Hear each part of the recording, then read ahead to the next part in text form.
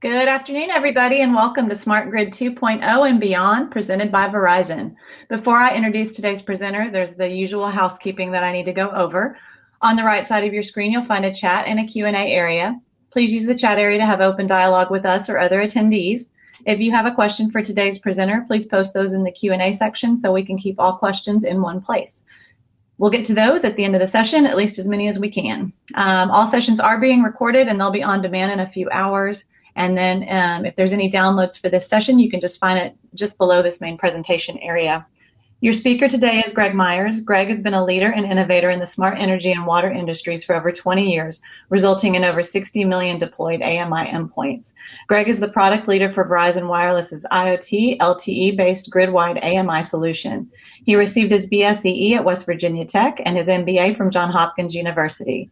Greg, I want to welcome you and thank you for being a part of this year's conference. And if you are ready, I will turn it over to you. That sounds great. Thanks and welcome everybody. I appreciate this great opportunity to go through this. This is something that's near and dear to my heart as I've seen. I've been there for the entire journey, starting back with a mobile drive-by AMR up to where we are today, entering into the Smart Grid 2.0. So I'm going to turn my camera off to save bandwidth. So I wanted to start first with setting the baseline of where Smart Grid 2.0 and the thought of that is coming from. The traditional grid has been a one-way generation, transmission, distribution network for since the invent of the distribution network.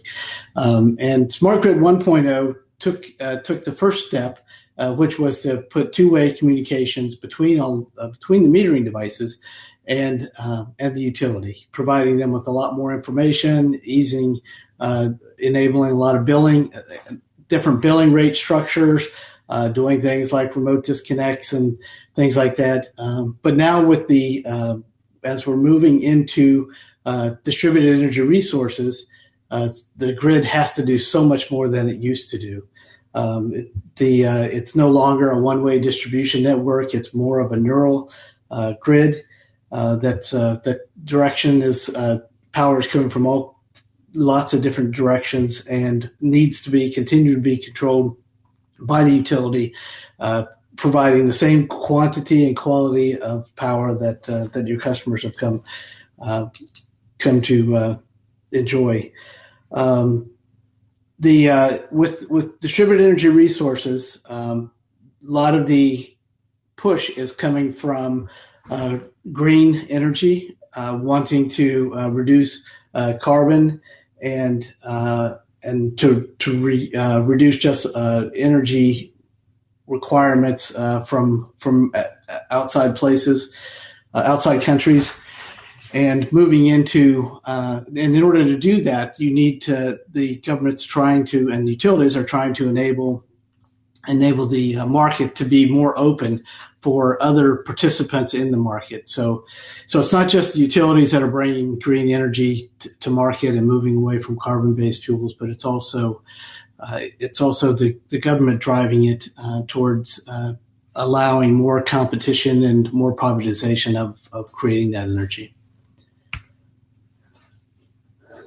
The AMI industry has really grown and taken off. Today, there's about 75% saturation for Smart Grid 0.10 or AMI. I use them somewhat interchangeably, but we're coming around to the second generation of networks and support for the utilities distribution grid, and it's driven somewhat by the fact that the deployments that were driven by the National Recovery Act are now about 10 to 15 years old, and the expectation for the systems was they would last about 20 years. With Smart Grid 2.0 and all the new requirements around distributed energy resources, it's driving the utilities to, one, take a look at their current systems and see if there's a way to augment those to provide the functionality they need for AMI for Smart Grid 2.0, or replace those systems.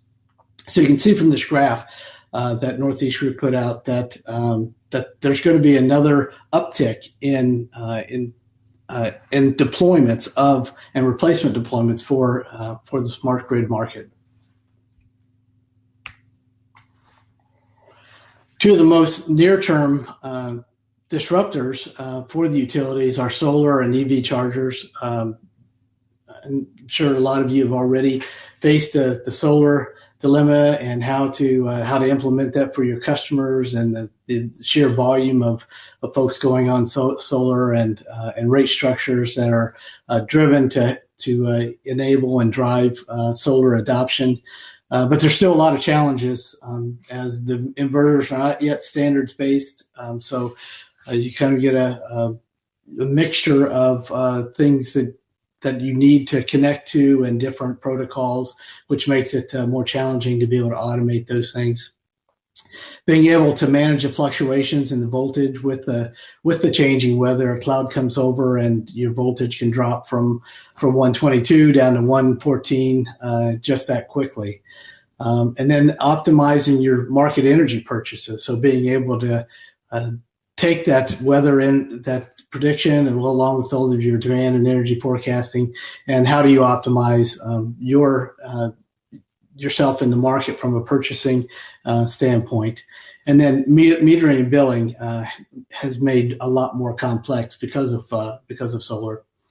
EV chargers are coming on fast. Their impact and effect on the grid is going to be even greater. In that I liken it back to the days of there were a lot of, like, take Colorado for instance. Before a lot of folks started moving to Colorado from California, there was really no air conditioning, and then when they started putting air conditioning on, distribution transformers started blowing up because of the additional weight on the load onto the grid. And they're going to see similar kind of things that the utilities are going to have to manage from an EV charger perspective, and that's just from a charging perspective. That doesn't get into the storage or any of those things and putting energy back on the grid. It'll really challenging for peak load modeling and support the load balancing based on when people are going to charge.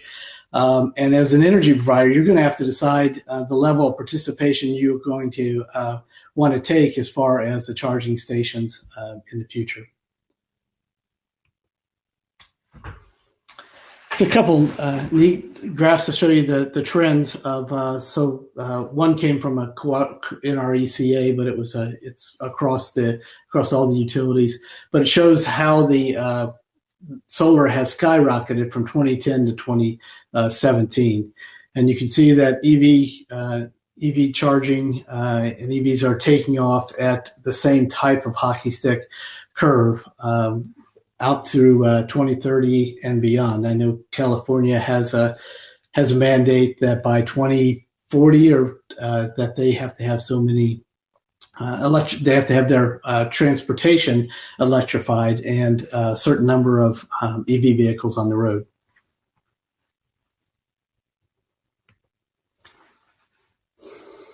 In talking about the impact for EV home charging, and there's some statistics and things on the left-hand side. Vermont is leading the way, not California, as far as per 100,000 people and what the rate is. Vermont, California, DC, Hawaii, and Colorado. So you would expect those to be the leaders in this. And private EVSE charging for transit fleets is growing more slowly at 3.2% and to only 14,000. But the challenge for the utilities are going to be, if you look at the graph on the right, is that there's going to be 9.6 million charge ports needed by 2030.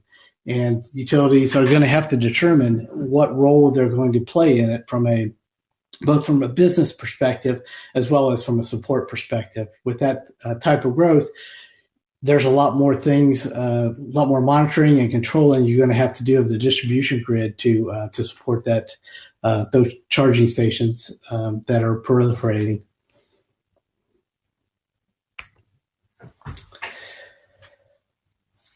A quote from Guidehouse Insights that I thought was very interesting is that in order to move from smart grid paradigm into the neurogrid, more advanced communication platforms such as 5G and private 4G LTE networks combined with LPWA solutions are expected to become more dominant. 5G networks are likely to become the underlying connectivity in the neural grid. And I'll talk a little bit more about that later as we get through the presentation and why they're making that leap. That's something that at Verizon that we have planned for when I walk you through the roadmap of how we see the industry evolving. This is a very busy slide, but put this together to illustrate kind of how the market has moved from metering and demand response to the digital grid and the maturity at each level, and then the topical names at each level with AMI Smart Grid 1.0. I'm splitting it between Smart Grid 2.0 Phase 1 and Phase 2. And then the digital grid, which I call the Terminator or the Matrix grid. And you can look at the functionality that was required, and you can see the functionality that is in market to support these different phases of the grid, and Smart Grid 2.0, moving to Smart Grid 2.0. With smart metering advancing to the functionality of a CNI meter, and with direct load control and hand capabilities having to do with two-way fixed network and outage and restoration, and then even mixing in doing gas and water metering. They always lag behind the electric market a bit, but those trends are very much following what has been laid out from an AMI and smart grid perspective in the electric market. Moving into Smart Grid 2.0, it's very important to have a platform that is extensible, and Verizon has settled out on an IoT platform-based platform that enables the utility and other customers to not only easily deploy and intermingle devices on the grid, but also enable them to grow beyond their current business model into other things, and still manage it from a common platform. Some of those things that are starting to emerge for Smart Grid 2.0 are edge computing, being able to do actual computing and analysis and control from the meter, for instance, to devices in and around the home. Distribution automation with device integration. Today, there's a lot of distribution automation, but not to the level that's going to be required for Smart Grid 2.0. And then real-time power quality. So AMI and Smart Grid 1.0 brought together a lot of capabilities from power quality perspective and the data you get from that. But with a neural network, the real-time component of that is going to become much more critical. And then, of course, distributed energy resource monitoring and metering. Looking at the future features, real-time grid, two-way grid monitoring and control, being able to do remote grid integration, so being able to not have to roll the truck and those kind of things in order to integrate something into the grid and be able to plan for that integration. Real-time energy forecasting, moving from a year ahead, a month ahead, even a day ahead to more real-time forecasting. And then real-time workforce management. That's being able to bring all of those things together, tie it in with your workforce to optimize your field operations. And then moving into the digital grid, which is a real-time autonomous grid that leverages 8 currencies of what we call it for 8 currencies of 5G and MEC in real time and detect and respond. So that's enabling bringing real-time communications, not only from the devices to the head end, but also back from the devices to each other, communication within devices in the grid. This is a graph I borrowed from a report you can find on the web by SoCal Edison called Reimagining the Grid. And I overlaid the colored boxes on top of it, but I thought this did a great job of showing kind of where showing where applications and the requirements for those applications come from a number of control points, and then the latency of the control response that's expected. There is a third leg to this, which is data bandwidth, but this is a great focus for this graph. And you can see Smart Grid 1.0, which was for a cellular market. It was primarily 3G based, and then you had mesh and you had some privatized point to multi-point, but they were able to cover what you were expecting and execute on what you were expecting from Smart Grid 1.0 functionality and grid operations and those kind of things. But as you move into Smart Grid 2.0 and you see the applications that the utilities are looking to move into and be able to control, it's going to require LTE capabilities from both a latency and from support of a number of endpoints. Also from the perspective of being able to go out and easily integrate into a network that's already existing and into a common platform. And then moving into the much faster requirements or lower latency for different operations, you get into what you're going to need for 5G and what Verizon calls multi-task edge computing, which is I'll talk about the differences between that and actually doing the computations, analysis, control on the actual grid edge.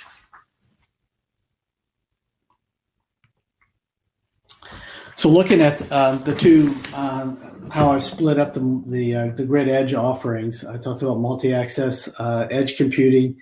Verizon is building MEC data centers regionally across the U.S. and the strategy is to be able to provide customers, utilities, and otherwise with the ability to be able to shorten the length between the end devices and the application, and utilizing 5G and in some cases 4G to be able to make that connection and pull all of that together into one common offering for the utilities.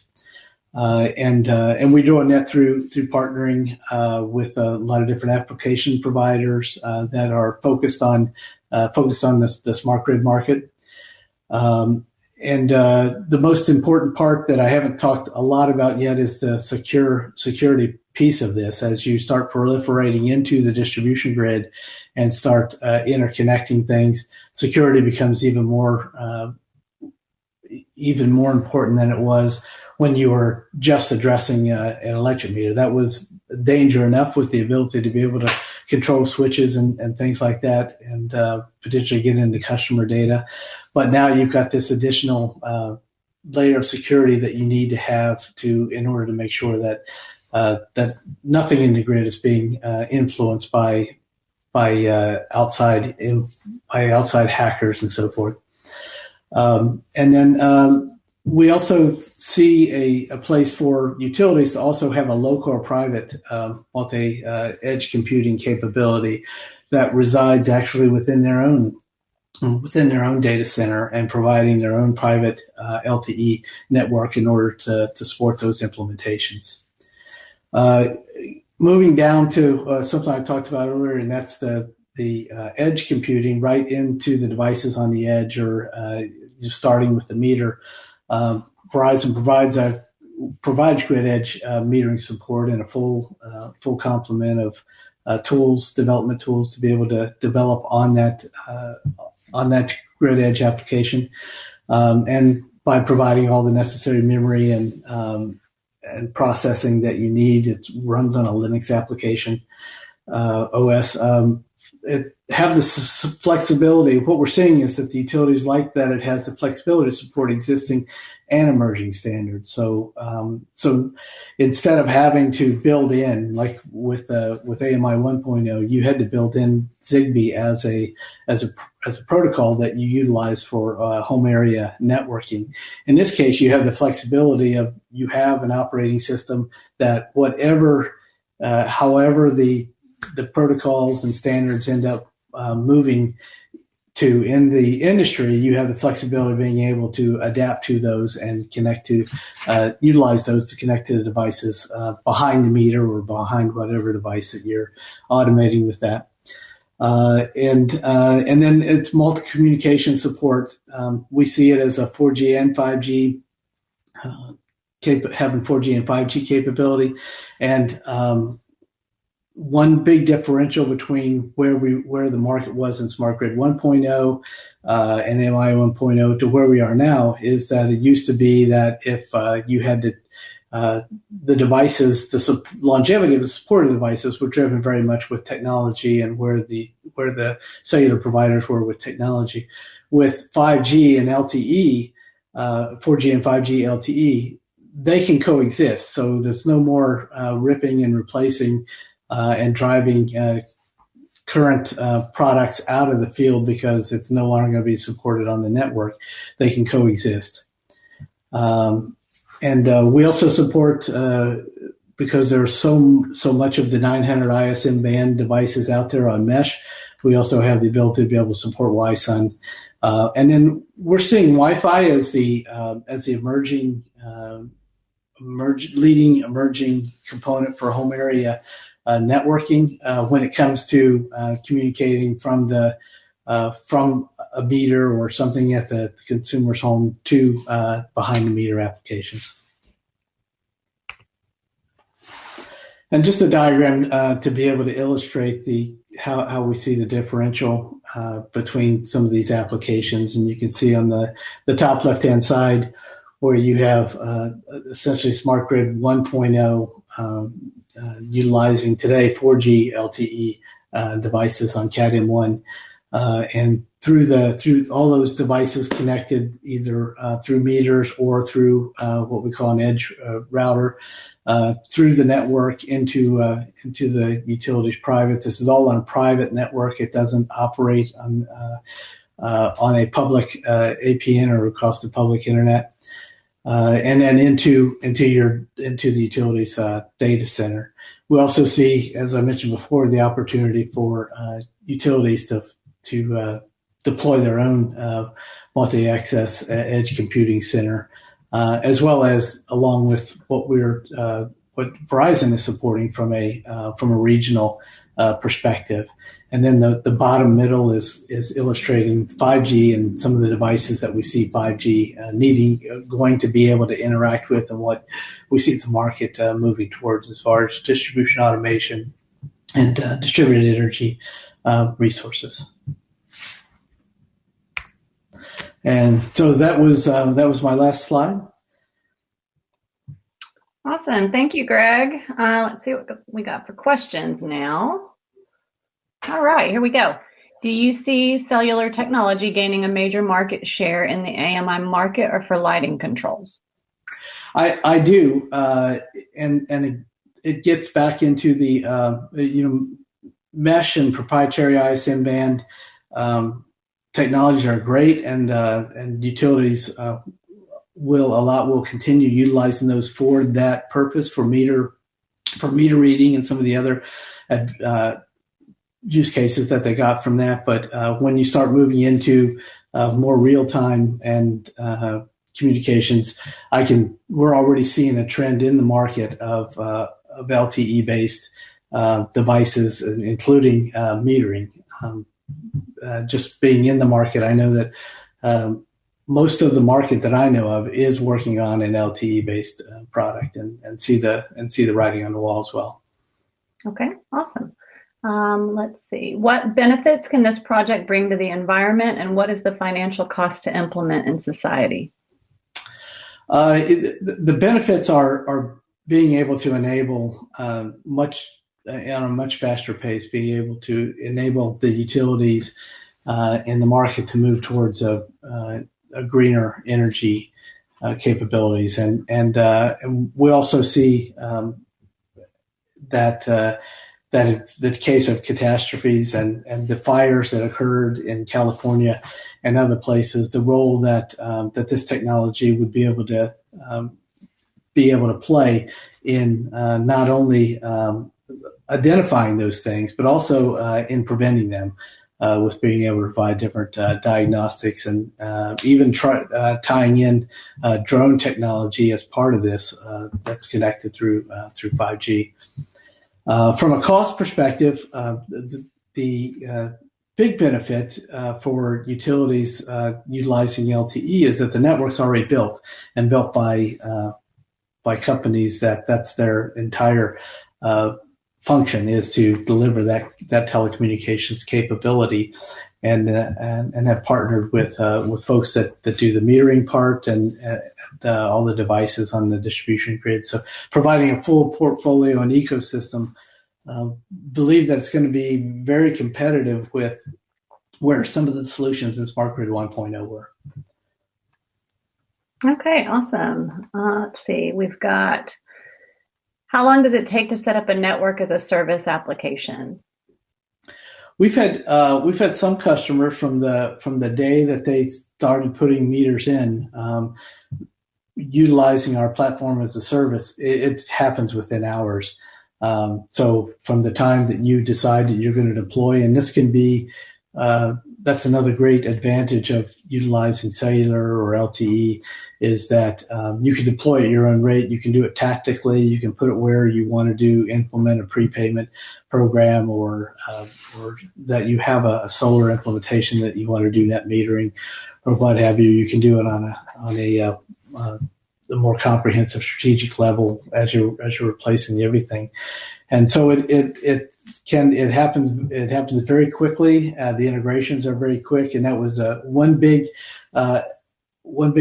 advantage of Smart Grid that Smart Grid 1.0 drove, was the requirements for being able to standardize interfaces between AMI and Smart Grid head-ends and third-party systems. All righty, we got a couple minutes, so I think we can do a couple more. I didn't know that Verizon offers these types of solutions for utilities. How long has Verizon been offering grid-wide solutions?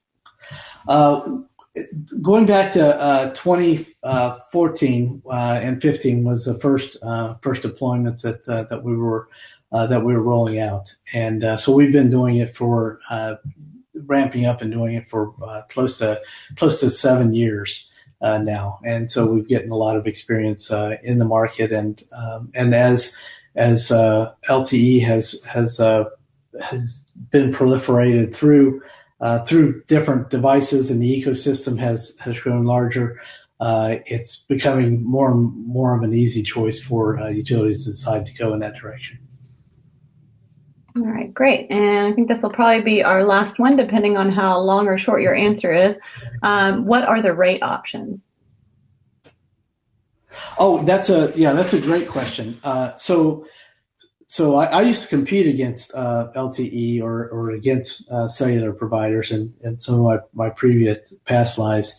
And that was one thing that we always talked about, and that utilities recognized, is that the rate structure were being treated as if it was a phone line, both from the charge for connection as well as the monthly line charge that you would get for the devices. And they slowly started bundling those things up into and aggregating them together and giving better prices. But what you'll find today is that you can get a complete bundle package from the platform as a service down to through the connectivity rate structure that's very competitive in the AMI smart grid market today. Okay, awesome. Well, thank you, Greg, and thank you to the team at Verizon for being a part of this year's conference. It means a lot to us. And I do want to thank everybody for joining today's session. Be sure to stop by the Verizon virtual booth, where you're going to find more information on their products and solutions, or you can just get in touch with the rep if you have a question about any other offerings. Thanks again, and we will see you on the next session. Bye, everybody.